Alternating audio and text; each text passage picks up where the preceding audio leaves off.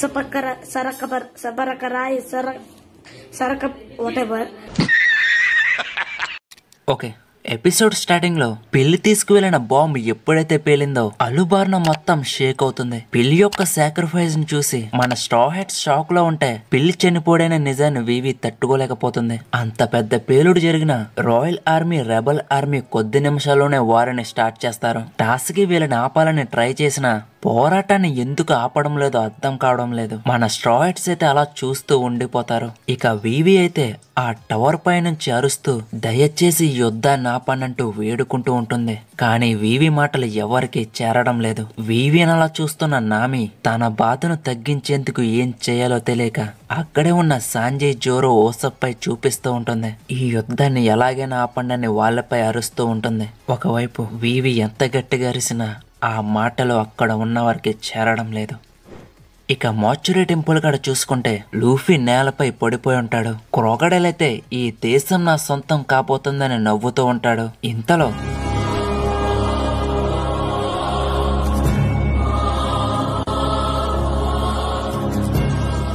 నువ్వు ఇంకా నన్ను ఓడించలేదు. నువ్వు చివరికి మాట్లాడగలిగావు. మరియు నువ్వు చెప్పాలనుకున్నది అదే అయితే అది నీకు సరిపోదు. ఏ క్షణంలోనైనా చనిపోయేవాడికి అది వర్తించదు. నేను మగాడిని, రాబోయే సముద్రపు దొంగలకు రాజుని. సముద్రం గురించి ఎంత తెలిసిన వాడైనా అలాంటి మాటలు మాట్లాడడం తక్కువ. ఈ సముద్రంలో టన్నుల కొద్ది చెత్త నా కొడుకులున్నారు. దాని గురించి నీకు ముందుగానే తెలియజేస్తున్నా. నువ్వు ఈ సముద్రపు స్థాయిని ఎంత ఎక్కువ తెలుసుకుంటే అలాంటి కలలు కనడానికి అంత ఎక్కువ వదులుకుంటావు.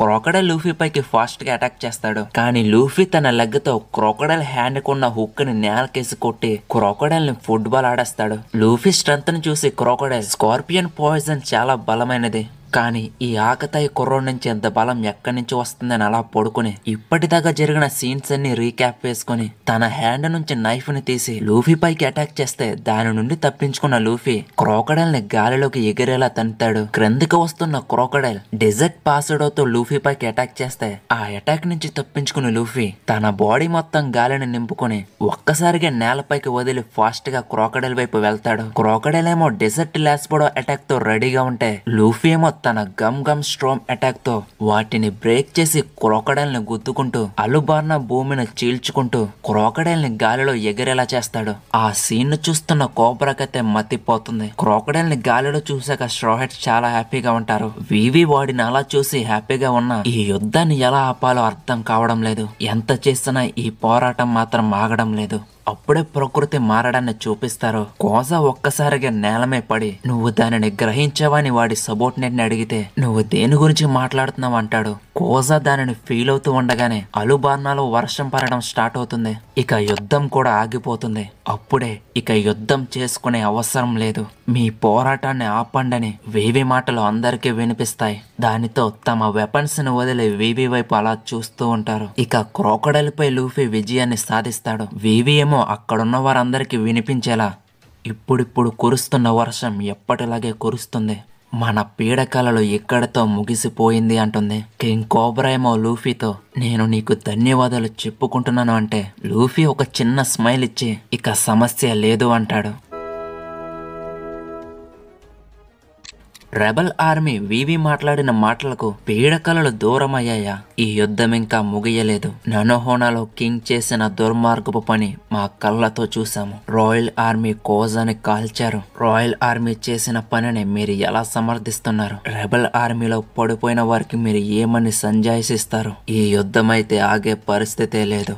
రెబల్ ఆర్మీ ఎప్పుడైతే కాలు దువ్విందో రాయల్ ఆర్మీ కూడా యుద్ధానికి సిద్ధమంటారు. చాకా ప్యాలెస్ నుండి మీ ఆయుధాలను వదిలేయండి అని రాయల్ ఆర్మీకి చెబుతాడు. చిన్న పిల్లవాడితో ఆ ప్లేస్ కి చేరుకున్న ఇగరం రెబల్ ఆర్మీని ఆగమంటాడు.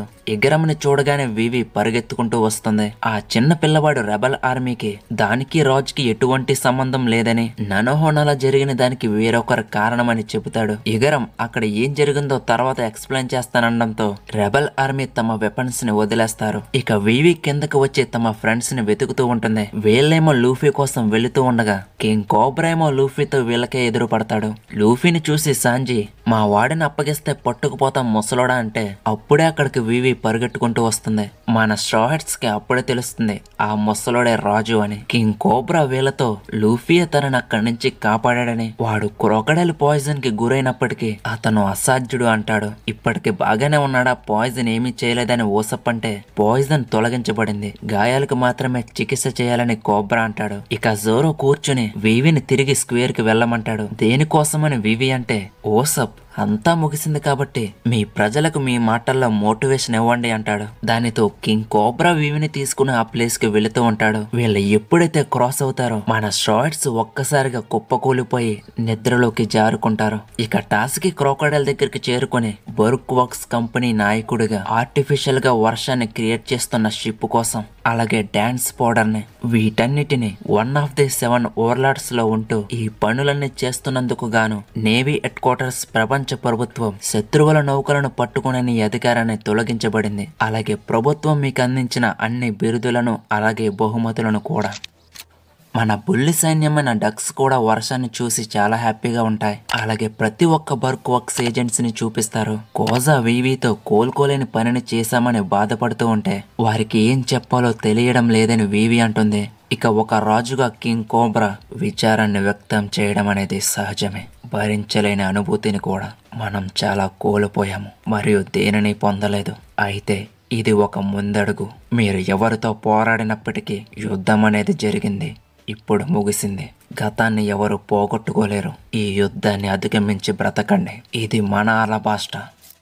సముద్రంలో చూసుకుంటే హీనా స్మోకర్తో ఇక్కడ వర్షం పడుతుంది, డాన్స్ పౌడర్ని ఉపయోగిస్తున్నారని మాత్రం చెప్పకండి. తెంగరదాన, నేరం చేయడం అంటే నాకు బాగా తెలుసు. అలబాస్టా రాజు తన చేతులను ఈ పౌడర్కి దూరంగా ఉంచాడు. ఇప్పుడు అతని నైతికతకు విరుద్ధంగా వెళ్లడంలో ప్రయోజనం ఏముంది? ఓ, నన్ను క్షమించండి, నేను క్షమాపణలు కోరుతున్నాను. పురుషులందరిలోనూ వైట్ హండర్ దేనినైనా స్వీట్ గా చెప్తాడని నేను నమ్మలేకపోతున్నాను. మీరు కొంచెం మెత్తబడుతున్నారని తెలిసి నేను ఆశ్చర్యపోతున్నాను. అది నీ పని కాదు పాప. ఏది ఏమైనా మీరు వాడని వెతకడానికి నా ఎలర్ట్ యూనిట్ నే వాడుతున్నారు. దానికి నేను బాధపడుతున్నాను. ఒకే టైంలో నేను నేవీలో చేరాం. అలా మాట్లాడకు. నువ్వు ఎప్పుడు అలాగే అంటావు. టాస్కీకి మీరు పెట్టిన ఇబ్బందులకు నేను జాలి పడుతున్నాను. మరీ ముఖ్యంగా ఈ ఆర్టిఫిషియల్ వర్షాన్ని తయారు చేసే వాడని తీసుకెళ్ళండి. మరియు టాస్కీ ఇక్కడికి క్రోకోడైల్ని తీసుకువస్తుంది కాబట్టి అతన్ని కూడా తీసుకెళ్ళండి. నాకు కొంచెం బ్రేక్ ఇవ్వండి. నువ్వు ఇంత స్వార్థపూరితంగా ఉండగలవని నేను అనుకోలేదు. స్మోకర్ కాయిన్ తిప్పాక హీనా హెడ్స్ అంటుంది. స్మోకర్ ఏమో నువ్వు మళ్ళీ ఓడిపోయావంటాడు. నువ్వు నన్ను ఎప్పుడు మోసం చేస్తూనే గెలుస్తున్నావు, ఎప్పుడు నువ్వు ఇంతే. హీనా నీ పట్ల అలిగింది అంటుంది. స్మోకర్ సరే సరే మూతు ముడుచుకోకంటే.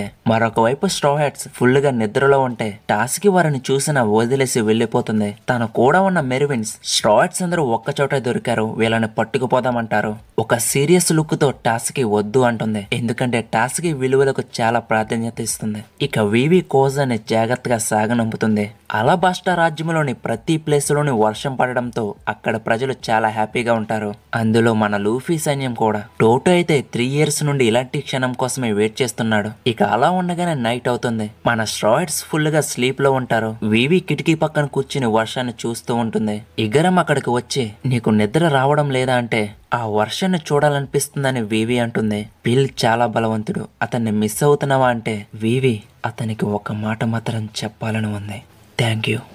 The next morning Alabasta port దగ్గర హీనా అలాగే స్మోకర్ వెయిట్ చేస్తూ ఉంటారు. టాస్కి క్రోకోడైల్ అలాగే బర్క్ వర్క్స్ తో అక్కడికి చేరుకుంటుంది. హీనా పలకరించినప్పటికీ టాస్కి నాకు కొంచెం రెస్ట్ కావాలని వెళుతూ స్మోకర్ తో నేను తిరిగి వచ్చేసానని అంటే బాగానే పనిచేసావు, స్ట్రాయిడ్స్ ఏమయ్యారని స్మోకర్ అడుగుతాడు. దానితో టాస్కి నన్ను క్షమించండి, నేను పైరట్స్ కి హెల్ప్ చేశాను. నాకు వారిని పట్టుకునే ఆపర్చునిటీ వచ్చినప్పటికీ వారందరూ నిద్రలో ఉన్నారు. నేను చేసిన పని మెరివిన్స్ కి అవమానకరంగా ఉంటుందని నాకు తెలుసు.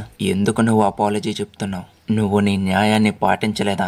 లేదు, అది కాదు, నాకు వేరే మార్గం లేదు. శత్రువు ఎక్కడున్నాడో నాకు తెలుసు, కానీ నేను చేయగలిగింది అతను ఎక్కడున్నాడో చూపించడమే. దాడి సమయం తెలిసినప్పటికీ కూడా నేను చేయగలిగింది వారికి సహాయం చేయడమే. నేను అనుసరించేందుకు న్యాయమే లేదు. నువ్వు ఇప్పటి వరకు సమానంగా ఉన్నారని భావించావు. వారు మరింత ప్రతిష్టగా అలాగే వేగంగా పెరుగుతున్నారు. ఈ సముద్రంలో వారు పైకి ఎదగకపోతే వారు చనిపోతారని వారికి తెలుసు. ముందుకు వెళ్ళాలా లేదా చనిపోవాలనేది వారి నిర్ణయం. నన్ను క్షమించండి, నేను ఇక పోయి విశ్రాంతి తీసుకుంటాను. మూర్ఖురాలా, నువ్వు ఇదంతా చూసి విసిగి చెందినట్టయితే మరింత బలపడండి. ఇక స్మోకర్ మెర్విన్స్ యొక్క ధైర్యాన్ని మెచ్చుకుని ప్రతి ఒక్కరిని ప్రతి దానిని షిప్లోకి ఎక్కించమంటాడు. ఇంతలో హెడ్ క్వార్టర్స్ నుంచి కాల్ వస్తుంది. ఎవడ్రా అవతల మాట్లాడేదని స్మోకర్ అంటే, నువ్వు పట్టుకున్న క్రోకడైల్కి సంబంధించి ప్రధాన ఉన్నతాధికారులు నిర్ణయించుకున్నారు. నీకు మరియు టాస్కీకి మెడల్ ఇవ్వాలనుకుంటున్నారు. వాడు చెప్పింది వినగానే స్మోకర్ వెంటనే, మేము పట్టుకున్నామా? ఒక్క క్షణమాగు. క్రోకడైల్ని పట్టుకుంది మేము కాదు. నేను ఇచ్చిన నివేదికను సరిగ్గా వినలేదా నువ్వు? కానీ అవతలోడు స్మోకర్ చెప్పింది ఏమీ పట్టించుకోడు. మీ ప్రతి ఒక్కరూ ఒక ర్యాంకులో ప్రమోట్ చేయబడతారని చెబుతాడు. దానితో మన స్మోకర్కి సర్రను కాలుతుంది. రే ఎవర్రా నువ్వు? క్రోకడైల్తోని ఆ బర్క్ వర్క్స్ తోని పోరాడింది ఆ స్ట్రా హెడ్స్ గ్యాంగ్. నీకు చెప్పేది అర్థమవుతుందా? స్మోకర్ కేకలను చూసిన హీనా, నువ్వు ఎంత అరిసినా ఏ యూజీ ఉండదు. గవర్నమెంట్ దానిని కప్పేస్తుంది. వారేమీ తెలివి తక్కువ వాళ్ళు కాదు. పైరట్స్ ద్వారానే రక్షించబడిందని ప్రపంచానికి చెప్పగలరని నువ్వు అనుకుంటున్నావా అంటుంది. కానీ స్మోకర్ అవతలోని నోరు మూసుకో అంటాడు. దానిని ఒప్పుకోకపోతే పై అధికారులను ధిక్కరిస్తున్నట్టు అవుతుంది. మీ పరిస్థితి ఏమవుతుందో ఆలకించండి అని హీనా అంటే, స్మోకర్, మేము క్రోకడైల్ని ఓడించలేదు. ఆ పనిని మేము చేయలేదని మా సబోర్డినేట్ కన్నీరు మున్నీరవుతుంటే నువ్వు నా కోసం ఆ పైనున్న ముసలోళ్ళకి ఏదైనా చెప్పగలవా? దొబ్బేమని చెప్పు.